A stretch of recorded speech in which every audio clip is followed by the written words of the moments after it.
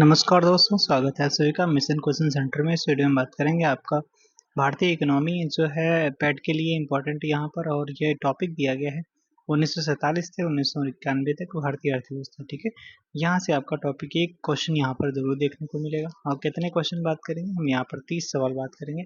30 सवाल में ही आपको एक क्वेश्चन फंस जाएगा एग्जाम में। ठीक है, क्योंकि 5 सवाल इकोनॉमी से आएंगे तो एक टॉपिक इससे मतलब एक क्वेश्चन फंस जाएगा। चलो देख लेते हैं। स्वतंत्रता के समय भारतीय कृषि के पिछड़ेपन का क्या रीजन था? तो पहला रीजन था कि जमींदारी प्रथा, बिल्कुल सही है। वर्षा पर निर्भरता, बिल्कुल सही। कृषि के पुराने ढंग, बिल्कुल सही है। यानी उपयुक्त तो सभी रीजन थे कि आपका भारतीय कृषि पिछड़ेपन का। ठीक है, कौन नीति आयोग का अध्यक्ष होता है? तो नीति आयोग का अध्यक्ष आपका प्रधानमंत्री होता है। अगर बात करते हैं वर्तमान में आपका सीईओ जो देखने को मिलता है, सीईओ जो होते हैं वो होते हैं आपके सुब्रमण्यम करके। ठीक है, सुब्रमण्यम करके हो जाते हैं। उपाध्यक्ष आपके कौन हो जाते हैं?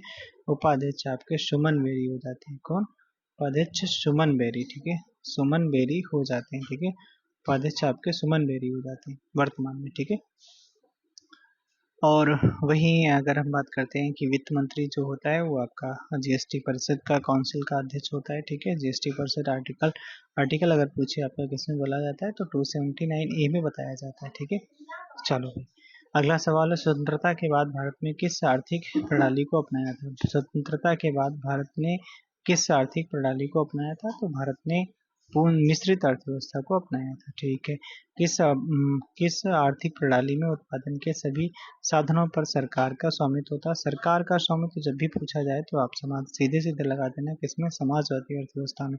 पूंजीवादी में क्या होता है? इसमें सरकार का कंट्रोल नहीं होता है। मिश्रित अर्थव्यवस्था में दोनों का होता है, मतलब गवर्नमेंट का होता है, प्राइवेट सेक्टर, दोनों मिलकर काम करते हैं। ठीक है, तो इसका जो सही उत्तर बनेगा आपका इसका ए बन जाएगा। जमींदारी प्रथा के उन्मूलन से कितने काश्तकारों का सरकार से प्रत्यक्ष संबंध हो गया था? 2.5 लाख। ठीक है, 250 लाख हो गया था लोगों का। ठीक है, 1990 में देश का लगभग कितना प्रतिशत भाग कृषि कार्य में कार्यरत था? तो लगभग आपका अगर बात कर लेते हैं तो यहाँ पर लगभग में आपका 65% आपका कार्यरत था। ठीक है, औद्योगिक नीति प्रस्ताव 1956 ने भारत के उद्योगों को कितनी श्रेणियों में वर्गीकृत किया है? तो 3 श्रेणियों में वर्गीकृत किया है। 1990-91 में औद्योगिक क्षेत्र का सकल घरेलू उत्पाद में कितना योगदान था?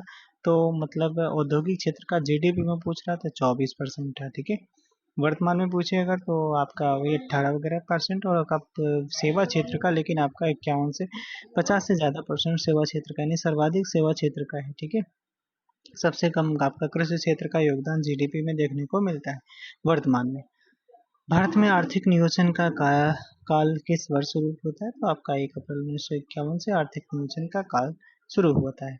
1 अप्रैल 1979 से 31 फरवरी 1980 तक का वर्ष किस योजना के अंतर्गत आता है? तो इसमें योजना नहीं चली थी, ये योजना अवकाश था, तो योजना को अवकाश काल। ठीक है, क्योंकि यहाँ पर 5वीं पंचवर्षीय योजना 1974 से 1974 से 1979 तक चलनी चाहिए थी, लेकिन वो 20 में ही भंग कर दी गई थी, 1978 में ही भंग हो गई थी। तो 1979 से 1979-80 तक चला गया उनका योजनाओं का चला, जनता पार्टी की सरकार आ गई थी। ठीक है, मोरारजी देसाई प्रधानमंत्री थे उस टाइम पे। अगला सवाल, योजना काल में किस कारण किस कारण से सभी निर्मित निर्मित वस्तुओं का उत्पादन निर्धारित लक्ष्यों से कम रहा? अच्छा, योजना काल में किस कारण से सभी निर्मित वस्तुओं का उत्पादन निर्धारित लक्ष्यों से कम रहा? किस रीजन से?